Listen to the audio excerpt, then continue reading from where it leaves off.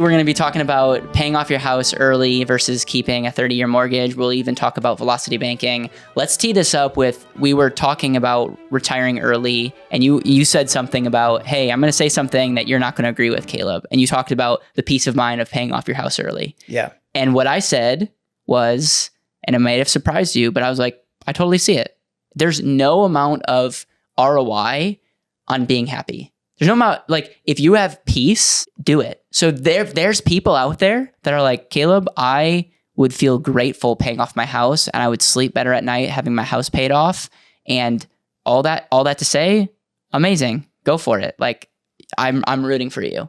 So like, I can say that, and you that might be surprising because like, and I even use the analogy of like having kids isn't efficient on paper, but like, you and I love our family, and I want to have as many kids as God will bless us with. Why? Because it's like, there's something deep down inside of me that knows like 80-year-old Caleb will like, that's the only thing that will matter. It's the only thing that will matter. And it brings me so much joy now, but yet it's not the most efficient. So I'll be the first to say that optimizing for efficiency is not the approach. Now, this is what you said, which triggered me, is you're like, okay, I'm paying off my home this year, and I'm going to be able to show up more powerfully in business, blah, blah, blah, blah, blah. Yeah. And we'll get into all of that.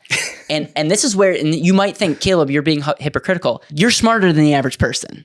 Like I would consider you a lot smarter than the average person walking around. So I'm not talking to you the same way I would talk to a person out there, because I'm like, you have a company, you help people with retirement, and help me understand why paying off your mortgage is the route. Okay. Please. Can I just set a little bit more framework before we dive in? Please. Yes. The reason why you never lose is because you agree first, and then you compliment the heck out of somebody, and it makes it so hard to debate you. Please. But here's my favorite thing. You're not going to win this, by the way, so please crush me. You've been telling me this for years. So let's do this. I want one of those bells instead of the nation's first side. Like, you're not going to win, but like, please. Okay. Please thank convince you. me. I appreciate I love your confidence. And when Caleb and I met, we read each other's books. And the first thing you said to me when you walked into my house was, I totally disagree with you on your stance on being on. I was like, nice to meet you. Hey.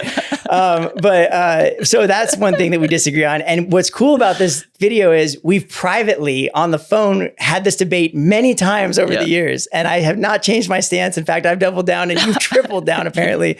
So here's why I want to pay off my house, Caleb. Okay. Now, again, I'm going to preface this by saying I view you as I know you hate this word. I'll try to use a different word.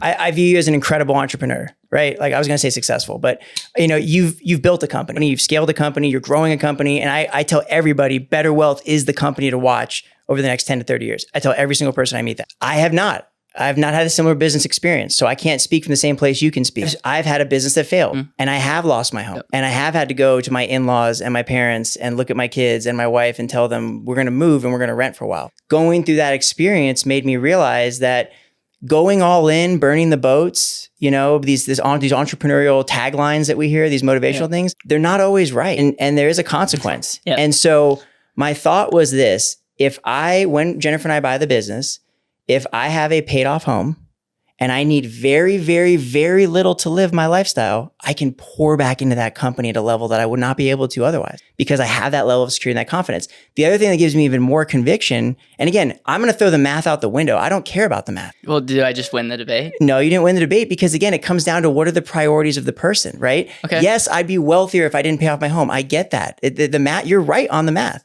You have the math on me, but what you don't have on me, I'm gonna prove you wrong at your next point. But continue. Tell me what you don't have on me is the fact that I know that when my family's good and we're good here, I can go all in, and I can be okay doing that and not over leverage like I did the last time.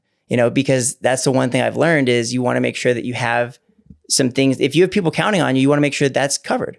Mm-hmm. And also, what gives me more conviction, which my point I was saying earlier was, I've seen the benefit of people paying off their home pre-retirement. Yeah, fair. Their wealth explodes. It's not even close. They become so much wealthier because their time horizon changes. The way they think about risk changes. The way they invest changes. It just completely changes everything. Now they don't have a time horizon. It goes back to like when they were in their 30s. They can be much more successful investors and grow their wealth at a level that they weren't able to let themselves do while they knew they had this obligation. Please beat me. Okay. Well, it's again, we're doing this for the clicks, being in each other's faces. But okay, so there's a lot to unpack here. Okay. There's a lot to unpack here. Okay. So what I'm not saying is be over leveraged. Right. And let's for the moment, let's assume that we're talking about having the ability to pay off your house. Because I don't think it's fair to say apples to oranges by saying, okay, you're aggressively paying off your house, and I am in a house, I'm over leveraged and I shouldn't be in there. So also, true. But also give me the other side of that, which is I'm using velocity banking to pay off my house, which I believe is more efficient than. That will be part 2 where Caleb beats Danny. So we'll just pause that. We'll talk about velocity banking in a second, but let's talk about cause it's important. But I agree with you. Yeah. I can't just say you're over leveraged because you have a house. You should have appropriate leverage. Right. So for me personally, I am very conservative. Like that might shock you because we have a business that I'm proud of. We're continuing to grow, but I take risk, but I am very conservative for my age. Okay. The difference is my money is in cash value life insurance policies, high interest savings, and some investments that I feel pretty confident in. Okay. Yeah. So Danny, I have enough money in liquid that I'm not going to use for business to pay off my house immediately. Okay. So just letting you know, like, why though? Why? Because the same concept of feeling safe is, I agree with you. I feel better. That's my point. Okay. You have the same thing I have. But my situation. Mine's in a house. Yours is in a savings account. Yours is in a house. Mine's in a savings account. A savings / life insurance / and mine's in a first lien HELOC, which is a savings / checking / goes, so can then feed my tell life me insurance. the rate of return that you're getting in your house. I don't measure my success by rate of return. I don't know. I don't know what my return is. So I just want you to know that, like, what Danny and I are not saying, where most people are going to watch this and debt enables them to make a bad decision. So I just want you to know, like, I am a fan, just to be clear, for me personally, if I couldn't pay off a house or land in a few years, I'm talking ideally 1 year, but like, let's say 3 or 4. Yeah. I'm not making that purchase. That is we live so below our means. For the people that know like what we do, they're like, you live in this type of house. I'm grateful for our house, but it's like, I never want to put myself in a place where I'm trying to cut a corner. So you and I, just hear me out. You and I are in the same boat when it comes to this mentality. Yeah. 100%. Yeah.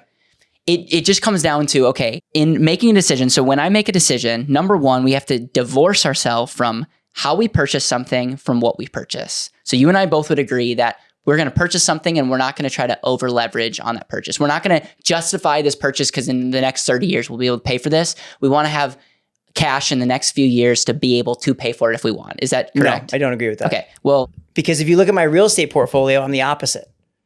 I'm all leverage. So let me tell you why though. Okay. So if you look at my home, I want no leverage. If you look at my real estate, I'm almost 100% leverage on every property that I own. And I own several.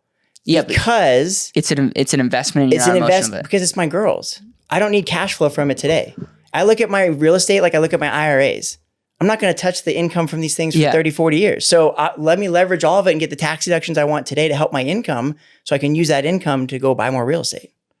Okay. Does that make sense? Let's I just want to disagree on that one point because I would never You're save not anti-leverage. No, I'm very pro-leverage. And I'm pro-leverage, but I'm probably more conservative than you would be. I personally don't have a real estate portfolio right now that's leveraged. Yeah, you're smarter than me. Well, no. You could look at business and there's not leverage that we have, but I would say we have a lot of team members, and you could say that speculating on different initiatives using team members could be a form of leverage. So we won't go down that road because we'll talk for days. That's value leveraging, which is your thing. Yeah. But your impact with BetterWealth is greater than my impact with the real estate portfolio. Okay. Thank you. But yeah, let's continue because I really want to get to this point. So, okay, when you're purchasing something, thank you. Are you going to purchase this thing or not? Let's talk about a personal residence. If you're going to purchase a personal residence, you will want to be able to pay that off in a few years. Yes or no? For me personally? Yes, for you personally. Yes, I would want to pay it off. Same for me. Yeah. Okay. Yeah. So I'm not going to make a purchase personally if I can't pay that off. I'm making this up at less than 5 years. Right. My personal home, I had the cash to be able to pay for it if I wanted to. Okay. So just to be clear. So then the second thing is, what is the most efficient way to purchase that? Now, when I think of efficiency, I think of 3 things. Okay. I think of risk. That might shock you. Caleb, what do you mean risk? That's the first thing I care about. risk. What is the definition of risk? Your chance of loss, the unknowns that could come up. So risk is the thing that I care most about. The second thing is, how is this going to affect my current and future net worth? And third is, how is this going to affect my current and future cash flow? You ready to talk about all three? Yes. Okay, let's talk about risk. Who's in a better position? We're not even talking about rate of return. Okay. Who's in a better position? We both have homes. Hypothetically, let's say our homes are worth $1 million. Okay. So just same value. Same value. Okay. You have all your money in a mortgage, or you paid off house. You have no house payment, $1 million paid off. And let's give you the benefit of the doubt that you have a HELOC tied to that. Yeah, it's a first lien HELOC. First lien HELOC. So that's also my savings account. Okay. And what it costs about 7%? In today's rates, yeah, it's 7%, but it will fluctuate. Yeah. I have a 30-year mortgage. Okay. Instead, we'll give you the benefit of the doubt that your cash flow that you're able to have gets invested or whatever you want to do with it to play. I'm just looking at from a risk management standpoint. Okay. So you're saying that the money I would be paying towards my mortgage now goes to an investment. Yeah, but we're not, this point, we're not talking about we're talking about efficiency. Yeah, we're just talking about risk. Okay. All I care about is risk. I want to be in the less risky move. I would not sleep well at night if all my money was tied up in the home, and hopefully you'll understand why in a second. So I have my money put aside. Now, a 30-year mortgage, when I got it, was right around 5%. I understand at the time of this recording, it could be higher. So let's say same interest rate at 7%. Okay. But you would be the first to say that 30-year mortgages, you probably could get a lower interest rate than a HELOC. Would you agree with that? Oh, definitely. Okay. Yeah. So and give it's me a the variable rate. Yeah. So we're talking risk. Yeah. Mine's definitely riskier from a rate perspective. I agree. Let's give you that point. I now get to lock in my mortgage again, using my example, at 5%. I know people that have it lower. I get to lock it in at 5%. The US dollar is getting less and less valuable because we are printing this. We're printing money. So now I have a financial tool that shorts the US dollar that we guarantee is getting less and less valuable. That's number one. Number two, I lock in my payment for the next 30 years. Inflation, that payment will never be more expensive than it is today. Number three, I have a pool of capital, because remember, we're playing apples to apples. I have a pool of capital. Let's just say it's only earning 5%. I'm not going to play the game. We'll talk about in a second opportunity cost. Sure. We'll blow you out of the water. We're talking about risk. Yeah. Let's say it's earning 4 or 5%. We know that life insurance policies, internal rate of return over a 30-year period can get us 3, 4, 5% whole life. So it's like, I don't feel like I'm over pitching the 3, 4, 5%. Okay. Over time, it just comes down to, do I have discipline not to go all in on a shiny object that I think is going to change the world? Like, I am not going to ever put my family and go all in on any one thing. Never risk the kingdom. Never risk the kingdom. So I feel more comfortable having access to cash over here that may or may not have it tied to a death benefit, to have other benefits for my family, but gives me options to, God forbid, if something happens to the business, to me, we have like 30 years of payments if we need. But what if your house gets mold? This actually happened to someone I know. Mm-hmm. Paid off their home, have mold. Guess the insurance companies, guess who doesn't want to help insure? So now they have a home that they can't live in. Insurance is doing nothing with it. They can't sell. They're well enough so where they figured out how to buy another home. And this person literally was like, I was the biggest fan of paying off your house. And this one example is why I now do, just side account for that one. And we're just using mold. Another, what if I become disabled? I'm totally disabled. I can't work. Guess who doesn't like to loan money to people that don't have an income? Banks. The option number one is someone that is in their paid off house, but they don't have any income. And they don't have a ton of money because all their money's in their home. And now they have less options. Whereas the person over here is, you're in a tough position. You have the option to let the bank take the house because there's less equity. You have the option to sell. You have more options. So I'm always going to go for the person that literally has more options. I think from a risk management standpoint, the fact that the US dollar is going down, I'm not even talking about opportunity cost right now. I'm just literally talking about optionality. And who knows? Let's say there's crazy risk that happens and the government collapses. I'm getting super crazy now, but what if where we live in Tennessee, this just gets really bad and we need to get our family out of there. I would rather have a crap ton of resources than be tied to a home You know what I'm saying? A mortgage is like there's no other country in the world that has a 30-year, like the mortgage is such a dumb product for the only reason the mortgage works is they still allow it to happen. But normally a mortgage is a terrible, like the banks, local banks would never house a mortgage 30 years. They always sell it to these companies because it's way too much risk for them. Right. Like think about it. If we were a bank, you would never do a mortgage, give me all your money and then 5% and over the next 30 years. Like I loaned a friend money the other day and they're going to pay it off in like 3 or 4 years. And I'm getting more than a 5% interest rate. And I'm looking at it and I'm going, oof, like I don't love the idea that I'm throwing all this, like, you know what I'm saying? And it's like I told you I'm going to pay you back, bro.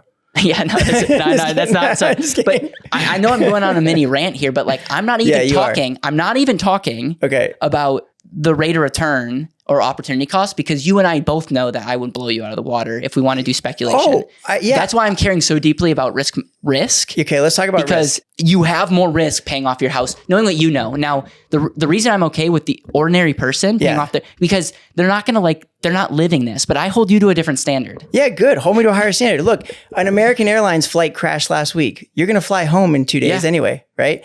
I'm not going to not get it on an airplane because 1 in a million times one crashes. Yes, some person got mold one time, but in my first, and I have empathy. I'm not saying that I don't care about their situation. Yeah. I'm saying that statistically, I'm not going to not pay off my house because somebody got mold once that you've heard of, right? What I'm saying is, but it's the principle. Talk to me of why. Well, if you had discipline, but like, wouldn't you feel? You wouldn't drive a car. If you had $1 million, eat at a restaurant. No. It's not what I'm saying. I'm talking about probability. It's so unlikely. You would rather have zero money in your. I'm for extreme. You would rather have zero money in your bank account and a paid off house, and I would rather have a 30-year payment and $1 million in a bank. But you're giving me zero money and you're getting $1 million in the bank. That's not. But that's.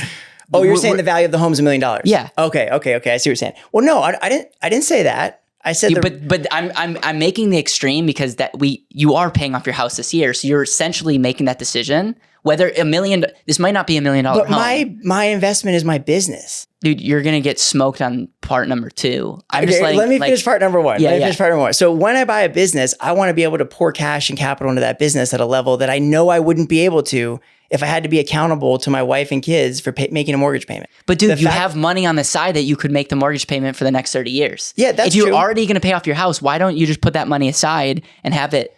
Because you just have more options. Your family is more secure over here, especially if you do life insurance. Which I have a ton of life insurance. Yeah. I'm getting back because I just don't think I'm wrong on this. I know, but we're talking about so many just wait till we get into velocity banking. Like you're gonna get like it's even worse. Okay. Let's calm down. And I'm totally calm, dude. I'm as cool as a cucumber. I know. Let's talk about the risk thing first. Okay. Yeah, let's talk about it. I don't think that you have less risk than I do for these reasons. Number one, if I become disabled, what am I borrowing money for? Why do I need to be qualified to borrow money from a bank if I have to eat? What's going to bring in groceries? I know my disability policy. You have disability. Right. I'm a risk management fan too. Yeah. Right. But you have to understand how many people that pay off their house early have DI policy. Nobody. No, but dude, like DI is an amazing product. Okay. Nobody has DI. Okay, I know it's very well. If you work, you have DI, but again, so you would be covered through your work if you're an employee. Not everybody. Not everybody. If you don't sign up for it. But anyway, but let's say I have DI too. Okay, so you have DI. You're covered. You're good. So that takes care of that one. I just find it like talk to me and why am I like from a family standpoint? I get the peace of mind that you feel. And I can't trump that. So if you're like, I feel better having a paid off home, great. And that's all it comes down to. But I hold you to a different standard. I know. But again, I also hold myself to a different standard. And again, I share with you my mission before this video. I want to pour the next 50 years of my income into serving widows. And I feel like I can do that at a much higher level. I personally can show up and work my butt off for the next 50 years to build this mission so that way, I can serve at a higher level.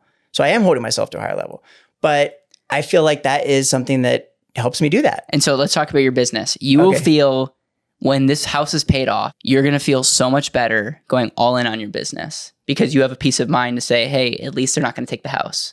Ironically, you still have to pay property taxes. So do you really own the house? That's a whole other story. But I would feel better. I keep 12 months of saving. I have an abundance fund. I keep 12 months in the bank too. I have 30 years on you. I know. So who can show up more powerfully in business? Who's playing long game? I have 30 years of payments and options. I have 30 years of rent. I'm not tied to this house, as nice of a house as you have. Yeah. I have 30 years, dude. But I have mine you have too. 1 year. Okay, that's true. I do have 1 year in the bank. But again, remember, I use the first lien HELOC to pay off my house. So the whole thing's liquid if I need it. It's liquid right now. That's what I'm saying is I have the same principles what's you more do. guaranteed? A bank giving you a first lien HELOC or money in a cash value life insurance policy or high yield savings account? Well, what's more guaranteed? No, the savings account and the and the cash value life insurance policy, for sure. However, once you pay off a home with a first lien HELOC, you now have access to that money that you've paid off. According to who? From the beginning of the balance. To the bank that has the bank that could change the rules. Yeah, but it's written in the agreement, in my loan agreement. Well, that's what I'm saying is like, we're talking risk management. Okay. Who's more risky? You banking on the bank? Oh, have the banks ever screwed anyone? Oh, let me see. Like, let's see. 2008. How many people were glad that they like? You just told me you have 30 years of expenses in the bank. I'm saying in this hypothetical example. Right. We're both trusting banks. You keep capital in a bank. I keep capital in a bank. So I think it's totally different from a bank from a lending standpoint. I'll give you that. Versus like FDIC and shit. Sure. Like, you know, but I'm open to having my mind change and being wrong, but here's why I'm not. And I'll share this with you. I'm open to having my mind change, but here's why I'm not. But you haven't answered this for me yet, okay? When you use the first lien HELOC, the all-in-one, I have access to money that you don't have access to. You can't touch your operating account. My operating account works for me every single second of every single day. I literally have a huge, and my cash flow is important. When you have the kind of, and you said you hold me to a different standard, when you have the kind of cash flows we have, if you don't take advantage of that, I think that's a mistake. Okay, so how much money do you have access to in your home through your first lien? It's HELOC? 90% loan to value, and the home's worth $750,000. Okay, so let's keep $685,000. Let's keep the $1 million example. Okay, so $900,000. Okay, you have 900,000, and how confident are you that the next 30 years the bank won't change the rules on the first lien? Is it fair to say that they could change? Oh, the banks could nationalize the bank. If you read your checking account and savings account statement, they can take custodialization of your assets. But there's a difference between a HELOC and a I agree. Okay. Yeah. And there's a huge difference between a HELOC and a life insurance policy. You're saying that you actually have more flexibility because over time, the 30-year approach, I am putting money and I might get to a place 20 years in that I have more money tied up in equity, and technically you have access to 90%. Is that fair? I'm trying to get back to the fact that we're doing the exact same thing for the same principles. We're arguing over the way we're doing it. Yeah, you just feel a lot more comfortable than I do banking on a HELOC. There's no difference between your situation and my situation. You have the money sitting aside, I have the money sitting aside. And they're both for the sake of making sure that our debts are covered so we can pour into our business. Yeah, but it's just where that money is housed. And that's what I'm saying. We're arguing over something smaller than the principles. That's the whole purpose of this video. It's like, I think that but having your money in your home with a HELOC is riskier. We haven't even got to opportunity cost, Danny. Is riskier than my money, even in a life insurance policy or in a high yield savings account. I will agree with you to the standpoint that if the market crashes or we see an 08, yes, mine is substantially riskier than yours. Not even if it doesn't crash. Okay. There's an argument for that too. No, literally, like from a poker standpoint, there's more ways for you to lose than me. If I was disciplined. Now here, let me talk to you about where I blow my plan up. Okay. And this is why for ordinary people, I'm totally good with them paying off their home. And here's why. What do you define as an ordinary person? It's just like a lot of people are, if you're watching this, you're not ordinary. Okay. Sorry. But hear me out. Yeah. The reason Are you saying why not in the financial industry? Not in the financial industry, but like not watching videos like this. Okay. If you pay off your house, it's a forced savings tool, and you can be your greatest asset, but you can also be your greatest liability. I agree with that. Yeah. So by you forcing yourself to pay off your mortgage, you're forcing yourself to not overspend, and great, because at the end of the day, you're going to spend the difference. If by having this money over here, I'm so tempted to go put it all into a business or put it into Bitcoin or put it all these things because it's going to go to the moon. Yeah, you could. That's gambling at this point. And so where my plan blows up is from a discipline standpoint. If you have a slight urge of like gambling, you probably would be better off having your money in your home where it's harder to access, which is the same reason I don't love having my money in the home is it's harder to access. Right. But that can be an advantage if you're not even a train wreck, but if you get the urge of like wanting to use it. Yeah. And let's go. I agree 100% with what you just said. Let's go back to the very beginning of this conversation. You're a disciplined, conservative entrepreneur who's done a phenomenal job of building a business. And I am a person who's taken risks to the level where I've actually lost my home. Are you saying that if you had money in a side account that was for your family, that you would risk that? No. So, I mean, dude, you have a HELOC that if you wanted to do the same thing, you could take 90% out of your Yeah. What I'm saying is we're trying to accomplish the same thing. Yeah. I just accomplished mine much faster than you because I use velocity banking. I get to a place of abundance faster than you get to a place of saving that money in the bank because of the principles of velocity banking. Before we get into velocity banking, two other points. You'll agree with me with net worth and cash flow that my way wins. Absolutely. Okay. So we don't even have to go down. That's not even an argument. That was never what I was arguing. Did my points on risk, did I make any interesting points? Very valid points. Okay. Yeah. So now let's talk about velocity banking. Well, I wouldn't do that because I don't pitch your point. But I don't pitch. That's what I'm saying. It's like it comes down to the person. You're not the right person for velocity banking, obviously. I am. Dude, the reason I don't like that because I want to know what's from an efficiency standpoint. And I told you, risk, net worth, okay, let's look at tell me why I'm not just talking about velocity banking. I'm talking about the all-in-one specifically. The all-in-one is your checking, savings, and home and mortgage in one account. Checking, savings, and mortgage one account. Yeah. You have yours as checking, saving, and mortgage 3 different accounts. You're way more diversified. Not going to let one bank change the rules and my whole I agree. So continue. I agree. So you're more diversified. We've covered risk. We're talking about the principles of velocity banking. Tell me on the principles of velocity, because what you're going to realize is, Matt, you can't just make up funny math. I'm not making up funny math. So let's hear me out. Okay. So here's the thing. Tell me why your 7% loan is better than my 5% loan. Because it's not the same interest rate calculation. No, you're wrong. Mine's an average daily balance. Yours is an APR. They're not the same. You can't compare the two. I can manipulate mine in ways you can't. You want to talk about options and risk? I can shrink mine down way faster than you can shrink yours because you have 30 years of interest standing in front of yours. Yeah, but dude, do the math on your effective interest rate payment on your mortgage. This is why I'm saying this out of love. You know better. You know better. If you're comparing because the whole deal with the 30-year mortgage is I have to pay for my house twice, let's just say, over a period. If you don't refinance, the average person refinances 5 times in their lifetime. Don't care. Here's why. Because we have to. Right now, if you're comparing my 30-year picture, you have to do the same exact apples to apples comparison on your 30-year picture. Okay, that's fine. But you can't compare them because what if? No, you can. It's all opportunity costs. But what is the value of me making an investment in my business that 1,000x's that I wouldn't have made if I was too scared because I was operating at a place of scarcity from trying to keep my home. That's what I'm saying is it's hard to compare because you have that entrepreneurial thing in there. It's not like I have a wage and I have a home. Yes, the math, you'll always win. You're right. I surrender to that. You will win on the math. I've said that. You heard it. Okay. From a long-term wealth building perspective. So why do you think it's a good idea to debate Todd and I? Because we will get to our result faster than you guys will. And you didn't let me finish. Okay, finish. Yeah, hear me out. You have a checking, a savings, and a home equity, okay? Yep. And by the way, I'm not the only one that feels this way. Most of the mortgages in other places in the world are structured more like first lien HELOCs than 30-year fixed. I know that. Yeah. And that's why I'm saying this is an amazing deal. The reality is the reason why most countries... and I feel like you should know better saying that it's an amazing deal. The reason why most countries can't do that, most countries have like balloons after 5. They have they can't lock in 30 years interest at a certain rate. Like, dude, do you realize these are developed countries? These are developed is? Countries, though. These are like the UK, Australia. I'm not talking about like, No, that's like a place with hyperinflation or something like that. I'm talking about these are like, That's what I'm saying is like most countries can't do that. Right. Because why? It's too risky. Right. If that tells you it's too risky, that just makes my point. If you're living in Venezuela, then... No. I'm not. I mean, I'm saying like from a risk standpoint, would I rather know my numbers for the next 30 years or have the unknown? Like if God forbid an interest rate spike to 25%, which has happened in other countries, you're wiped out.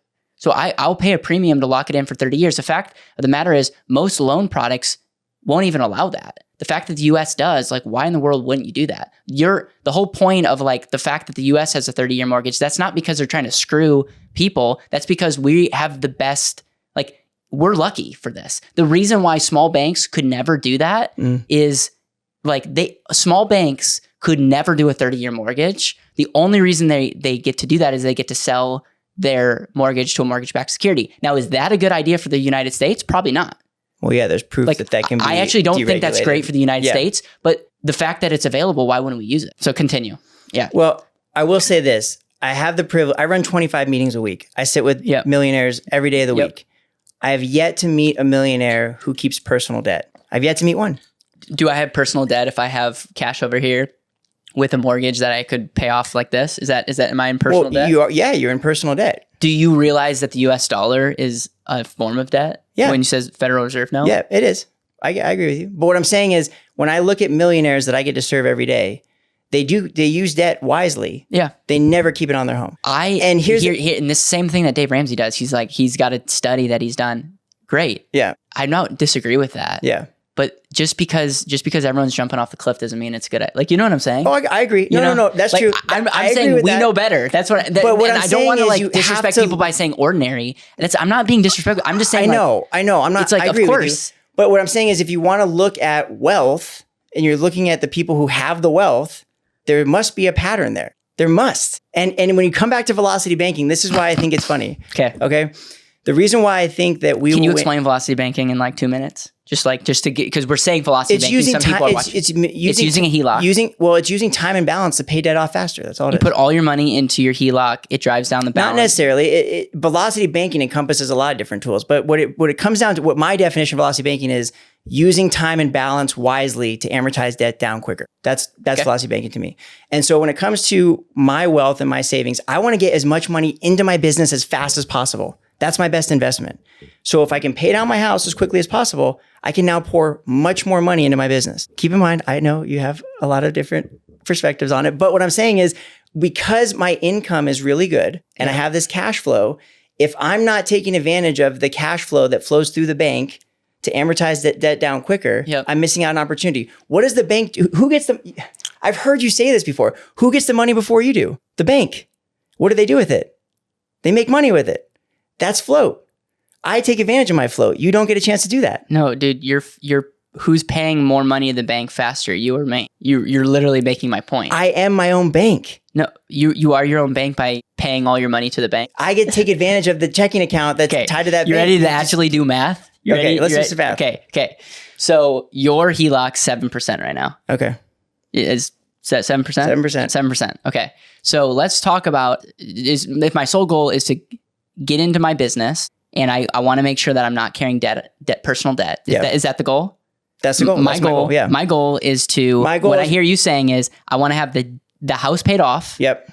And what I'm going to say just for this example is house paid off or have the equivalent to pay off your house. Fair? Yeah, I think that's what we've been talking about. Okay. Yeah. Okay. So person number one, you have a 7% HELOC. Yeah. 7%. So it's costing you have 7% of friction right now. Okay, hear me out. Okay. 7% of friction. You are aggressively paying your house, okay, into that. It's costing you 7% for that loan. Okay. For me, I have a 5% mortgage, and instead of all the money that I'm aggressively paying for that, I'm putting into a high yield savings account. Let's just say it's 4%. Okay. Let's just say it's 4%. So you're over here, you're putting money into your 7% HELOC, and your goal is to get paid off as fast as possible to be able to go into your business. I am over here, 30-year mortgage, 5%, and I'm just going to put the difference between, so I have 2% on you, and I'm just going to put the difference and put it into a side account. I guarantee you, because math does not lie, I would have more money faster and be able to start my business faster than you putting all into the mortgage. But here's that's why. what I'm saying. You don't 7%. understand. It's not the same interest rate. I have a lower payment than you do because you have principal as part of your payment. Why do you care about payment? You're trying to pay off your house as fast as possible. Because you're talking about saying that I have 7% and you have 5%. So you're saying that you have 2% extra that I do to put in your business sooner. No. I'm not even saying business. I'm saying side account. Put it in a side account.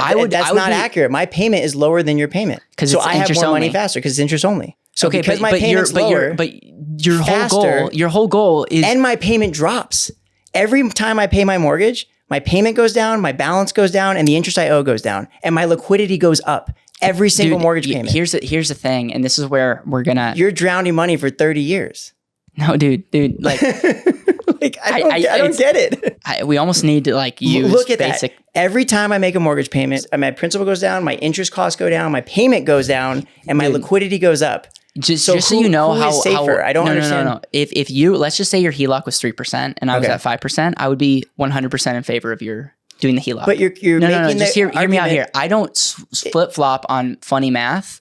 I'm looking at. Are you saying I'm using funny math? Yes, you are. Okay. You are. I love you. You're using funny math. I love you too, but I'm saying you're not accounting for the difference between what an average daily balance is and an APR. They're different. They're not the same interest rate. One institution is loaning you money at 7%. Wait, just go back to that. And one other They're not the same interest rate. That's why mine wins in some cases. Okay. I'm not saying I win all the time. Okay. There's plenty of times I said you just won. But in some cases I will win. So you would say for the right person. You would say, and we're going to do part 2 to this, and we're going to. No, I'm dead serious. Are we still going to dinner after this? I'm not going to lose this. I promise you. I know. We're going to do a part 2, probably not in the studio, probably when we're back home. Okay. And we're going to do scenario number 1. Okay. Danny, use your same exact numbers. Your goal is if all you cared about was a small payment. Yeah. There's a world to say that a HELOC interest only would be a smaller payment than. It's every world, by the way. What? It's every scenario. Okay. So there's a world where. I mean, unless your interest rate's like 2% and you're using 8%. And so the reason why. That's not every world. So then why does Caleb want to pay a higher payment than that? Because 30-year mortgage is the greatest debt tool in America. So I'll pay a little bit of premium to lock that in for 30 years, but that's a separate conversation. I promise you, dude. This is so fun. Thank you, I promise you. Thank you. I promise you. Okay. If you have your scenario versus my scenario, and you allow me to have a 4 or 5% more 30-year mortgage, and I save the difference in a 5% side account. Okay. And you have your 7% HELOC that you're aggressively paying off, and the whole goal is to either have a paid off home or have enough cash over here to be able to jump to start your business. I guarantee you I won. All right, do I get to count like the money same that cash I flows? save? No, we have to. It has to be identical. No, identical. But I'm saying like, once my house is paid off, do I get to count that towards my savings for the next 30 years in our example? Yes, but it has to earn at 5%. My savings account? Yes. Okay. To keep apples to apples. Let's run the numbers. You will lose.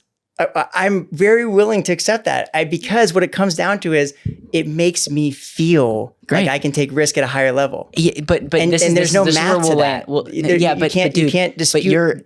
But a that's feeling. Where math doesn't matter. Here's the thing about a feeling. Yeah, I hold you to a different standard because you could feel that you're safe, but if you weren't actually safe, is that feeling rooted in logic, or is that feeling just making you feel good? It may just making you feel good.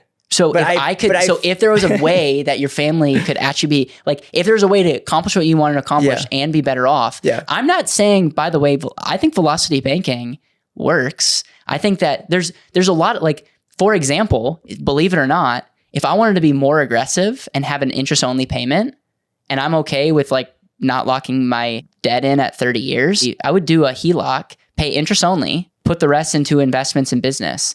The reason I don't is of my conservative nature and risk. So we're saying the same stuff. We are. That's the thing. We're saying the same kinds of things. But here's the deal. We just have a different end. If I'm talking to somebody who's not going to be watching these shows, who's not going to be going down the rabbit hole, pay off your house, because the last thing I don't want you to change your behavior because I'm saying so. Dude, you're in the space. Like, you run numbers, you crunch numbers. And so if there was a better way for you to have less risk, have more net worth, and have more cash flow, why wouldn't you do that? And I'm telling you, you can do that. Now, velocity banking, hell of a marketing pitch. It gets people, it's the same thing with Dave Ramsey. Dave Ramsey gets people so fired up to pay off debt. He's bettering people. He's straight up bettering people. Yeah. I'm not going to try to say like, Dave, and I'm not in his camp by any means. But you actually are by this logic. Like, you're saying you're not in his camp, but you're then telling me you feel better paying off your mortgage. Yeah, I'm not saying I'm in his camp with all of his philosophies is what I'm saying. I'm saying in this area, I think that, but where I'm not in his camp is he's saying go get a 30-year fixed mortgage and pay off your home. What I'm saying is... he's not even saying that. He's 15. 15. And would you rather have a 15 or 30? I would rather have a 30. I'd rather have a 30 or 15 because it gives more options. But yet you'll have a HELOC, which is a 1 year. I think the HELOC gives you even more options than the 30-year fix, bro. Okay.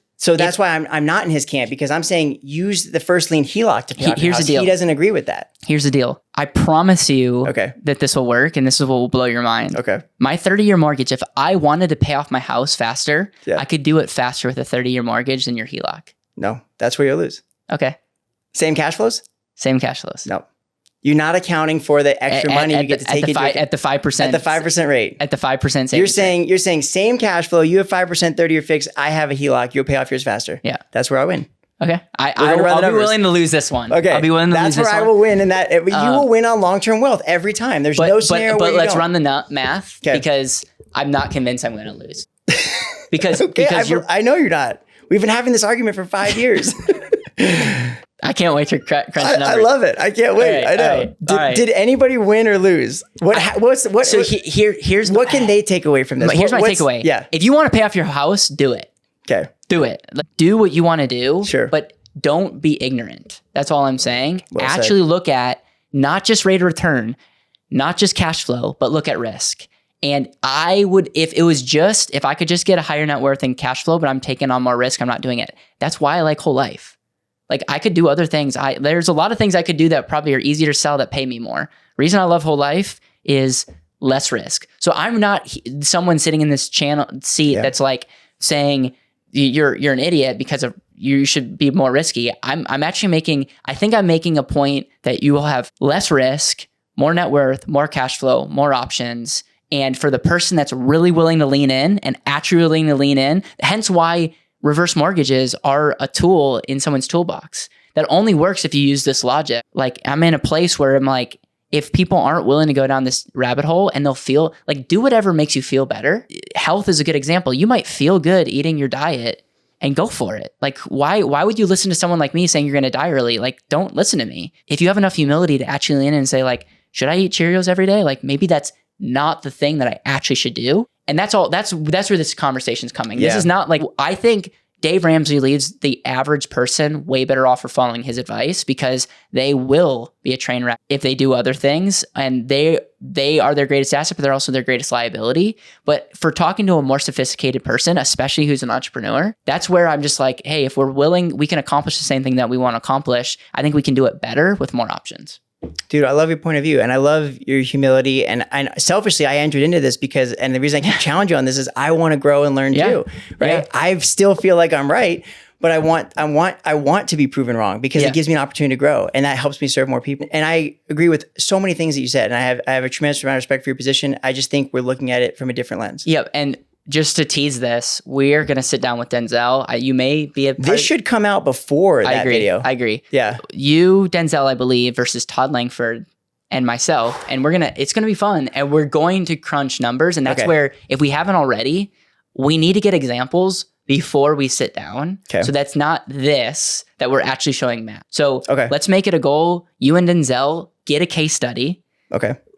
And then we'll do actual cash flow for cash flow and truth concepts. Yeah. And it will be fascinating to see the difference. And would love I'll be to the see it. first to, I am totally okay being wrong. I am okay being wrong too. Okay. I'm so grateful for you for doing this Yeah. with me. Thank you. Hey, Hey, love you, bro. Thanks, man. Appreciate it.